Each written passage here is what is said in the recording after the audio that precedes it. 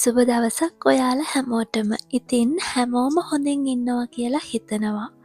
අද අරගෙන ආවේ 31 වෙනිදා රෑ. එතකොට ජනවාරි 1 වෙනිදා අපි කොහොමද සැමරුවේ කියලා. ඉතින් මේ මම දැන් ලෑස්ති වෙන්නේ 31 වෙනිදා රෑ කෑම ටික ලෑස්ති කරගන්න. සාමාන්‍යයෙන් ඉතින් පුරුද්දක් විදියට 31 රෑ ජනවාරි 1 වෙනිදා අපි කොහොමත් ඉතින් පොඩියට සමරනවා. 31 කියන්නේ අවුරුද්දේ අන්තිම දවස. එතකොට 1 වෙනිදා අලුත් අවුරුද්ද 1 වෙනි දවස. ඉතින් මම මේ ඉතාලියට ආපු ඉඳන් 31 වෙනිදා රෑ මේ වගේ කොහොමත් සැමරුවා. ඒ වගේම අනිවාර්යෙන්ම රෑ 12ට කිරි උතුරන්න අමතක කරෙත් නැහැ. ඉතින් ඒ පුරුද්ද අද වෙනකම් මම කරගෙන යනවා. ඉතින් අදත් ඒ විදිහටම තමයි මේ ලෑස්ති වෙන්නේ. ඉතින් අපි හිතුවා අද රෑට මාළු ටිකක් බේක් කරලා තව පොඩි පොඩි කෑම ටිකක් අරගන්නවා කියලා රෑ කෑමට.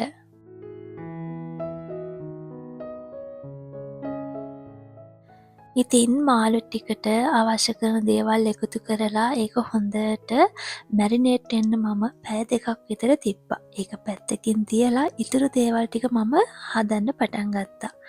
ඊළඟට මම හදන්න පොඩි ඩෙසර්ට් එකක්. මේක නම් ඉතින් කඩින් ගෙනාපු එකක්. මේකට කියන්නේ මෙහෙම පන්න කොත්තා කියලා. ඉතින් ඒක හදන්න අපිට ඕන වෙනවා එළකිරි. ඊට පස්සේ මම මේ එකතු කරන්නේ පන්න. ඒ ටික එකතු කරලා ටිකක් උණු කරගන්න ඕනේ. ඊට පස්සේ කඩින් ගෙනාපු පැකට් එක තියෙනවානේ. ඒක මේකට එකතු කරන්න ඕනේ.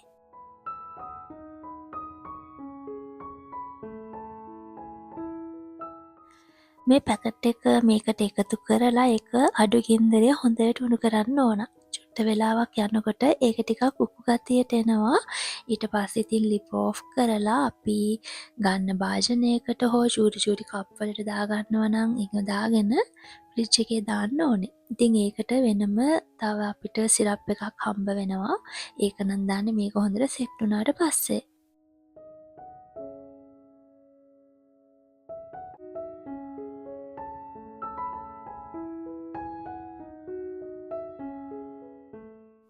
ඔන්න ඉතින් ඩෙසර්ට් එකත් මම හදලා ඉවරයි. දැන් මේ ටික සෙට් වෙන්න ෆ්‍රිජ් එකට දාන්න ඕන. ඉතින් ඔන්න මැරිනේට් වෙන්න තිබ්බ මාළු ටික පැය 3ක් විතර මම තිබ්බා. ඊට පස්සේ මේ අවන් එකට දාන්න තමයි මම ලෑස්ති වෙන්නේ. ඊළඟට මේකට මම එකතු කරා පෙති කපාගත්තු අල ටිකක්, එතකොට සුදු ලූණු, තව දෙහි ගෙඩියක් මම පෙති කපාගෙන ඒකත් මේකට එකතු කරා. මාළු එක මැරිනේට් වෙන්න මම එකතු කරේ මෙහි තියෙනවා ගන්න මාළු බේක් කරනකොට දාන පවුඩර් එකක්. ඒවා වර්ග ගොඩක් තියෙනවා. මම වර්ග දෙකක් එකතු කරා. ඉතින් මේ පවුඩර් එක ඇතුලේ එතකොට ඒකට ලුණු, සුදු ලූණු, ගම්මිරිසි අවශ්‍ය කරන හැමදේම තියෙනවා. ඉතින් ඒම ගත්තාම අපිට ලේසි.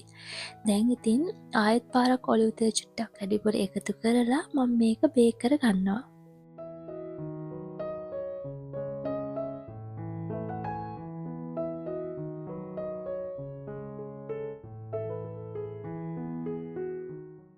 මේකම මම ඉතින් ලේසි විදියට පැරිස් ටිකකුත් හදාගත්තා. මේ විදියට හදන වීඩියෝ එකක් මම ඔයාලට කලින් ගෙනාවනේ. ඉතින් ඒ විදිහට තමයි මම මේ පාරත් හදාගත්තේ. ඒ ක්‍රමය නම් මට මාර ලේසි.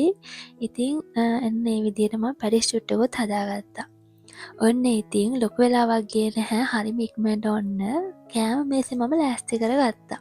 මේ තියෙන ඉතින් 31 රෑ අපි කෑමට හදාගත්තු දේවල් ටික. මාළු බේක් කරා, ඊට අමතරව චීස්, සලාමේ, එතකොට ඔලිව්, ප්‍රෂුට්ටෝ, ඒ වගේ චූටි කෑම ටිකක් මම මේසට එකතු කරා තව ටිකක් ලස්සන වෙන්න.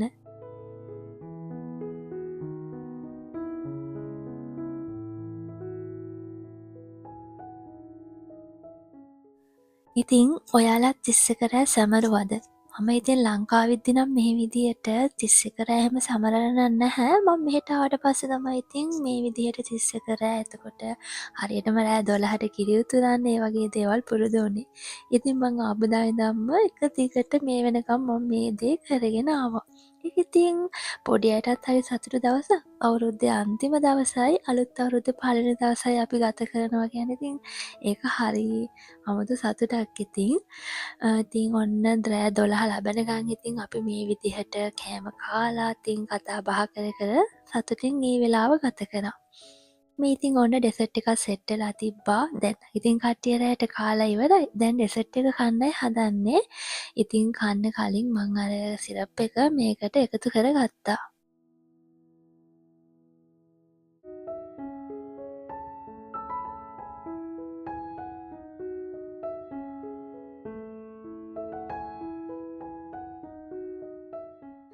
මෙන්න මේ විදිහට තමයි මේක සෙට් වෙලා තිබුණේ.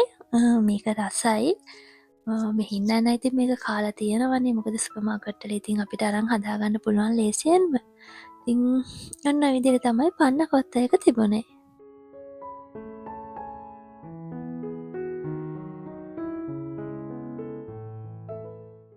ඔන්න ඉතින් දැන් රෑ 12 ලබන්න තව චුට්ට වෙලාවයි තියෙන්නේ. මම දැන් ලෑස්ති වෙන්නේ ඉතින් කිරි උතුරවන්න. අපි ඉතින් කිරි උතුරවන්නේ මෙන්න මේ විදිහට. මම දැන් කිරි ටික ලිපෙන් තියලා ඉතින් ලෑස්ති වුණා. මොකද තව ඉතින් ටික වෙලාවයි තියෙන්නේ අලුත් අවුරුද්ද උදා වෙන්න.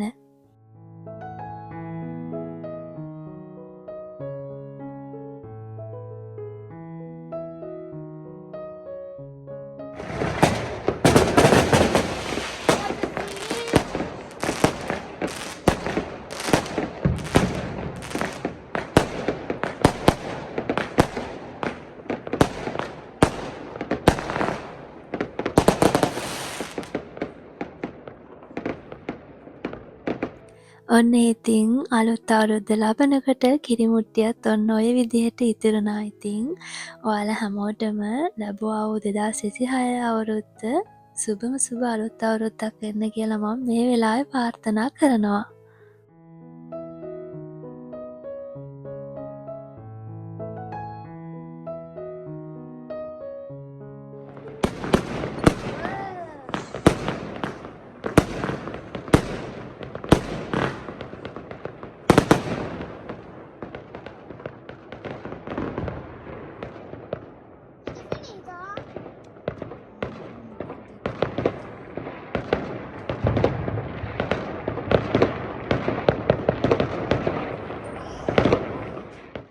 මේ ඉතින් ඉතාලියේ තියෙන තවත් චාරිත්‍රයක් තමයි අලුත් අවුරුදු උදා වෙනකොටම මෙන්න මේ ලේන්තික්කය තම්බලයි කොතකීනු තම්බලයි කන එක. ඉතින් අනිවාර්යයෙන්ම ඉතින් ෂැම්පේන් එකක් කොහොමත් කඩනවනේ. ඉතින් ඒ පුරුද්දත් මම මේ අවුරුදු ගානටම කරා. ඉතින් මෙහෙ ඒ අලුත් උදා වෙනකොට ලෙන්තික්කය තම්බලයි කොතකීන එකයි කහපුවාම ඉතින් අවුරුද්දම සුබයි කියලා කියනවා. ඉතින් ලංකාවෙත් ඒ වගේ එක එක මත තියෙනවනේ. මෙහෙත් ඉතින් ඒක තියෙනවා. ඉතින් අපි හැම අවුරුද්දකම ඒ දේ කරා. මේ අවුරුද්දෙත් ඒ විදිහටම කරා. ඉතින් ෂැම්පේන් එකක් කැඩුවා. කොතකීන තැම්බුවා. ලෙන්තික්කයත් තැම්බුවා. ඉතින් ඔන්න හරියටම කිරි උතුරවලා රෑ 12 පහු වෙනකොට අලුත් අවුරුද්ද පළවෙනි දවසේ අපි ඉස්සෙල්ලාම මේ දේවල් ටික කෑවා. ඉතින් ඒකෙන් අවුරුද්දම සුබ වෙයි කියලා හිතනවා. ඔයාලටත් ඒ විදිහටම සුබ වෙන්න කියලා ප්‍රාර්ථනා කරනවා.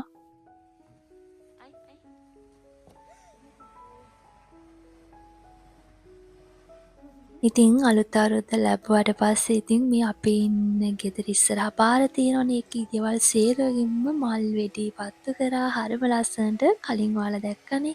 ඉතින් අපිත් ඒ විදිහට චූටි චූටි දේවල් ටිකක් කරා. මොකද ඉතින් බබාලා දෙන්න හරි ආසයි ඒ දේවල් වලට. ඉතින් ඔන්න ඔය විදිහට අපිත් ඉතින් චුට්ටක් එළියට වෙලා හිටියා. මේ වෙලාවේ දැන් 12 මාරට විතර හරිම සීතලයි. ඉතින් ඒ වුණත් ඉතින් චුට්ට වෙලාවක් හිටියා. එයාලගේ සතුට වෙනුවෙන්.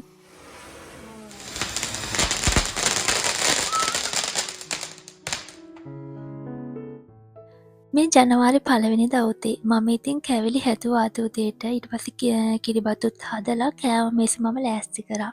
මොකද අනිවාර්යයෙන්ම මේ පුරුදු පොඩි දෙන්නට චුට්ටක් දෙන්න ඕනේ. මෙහෙ ඇදෙනකොට මේවා ඉතින් නිකම්ම අමතක වෙලා යනවනේ. ඒක නිසා මං හැම අවුරුද්දෙම මේ වගේ දේවල් කරන්නේ ගොඩක්ම එයාලා දෙන්නට අපේ සිරිත් චුට්ටක් මතක හිටින්න. ඉතින් අනික මං ආසයි. ඉතින් කොහොමත් අපේ කෑම වලට අපි ආසයිනේ. ඒක නිසා ඉතින් මම මට පුළුවන් විදිහට කැවිලි ටිකක් හදලා කිරිබත් හදලා කෑම මේසේ ලස්සනට සැරසුවා උදේ කෑමට.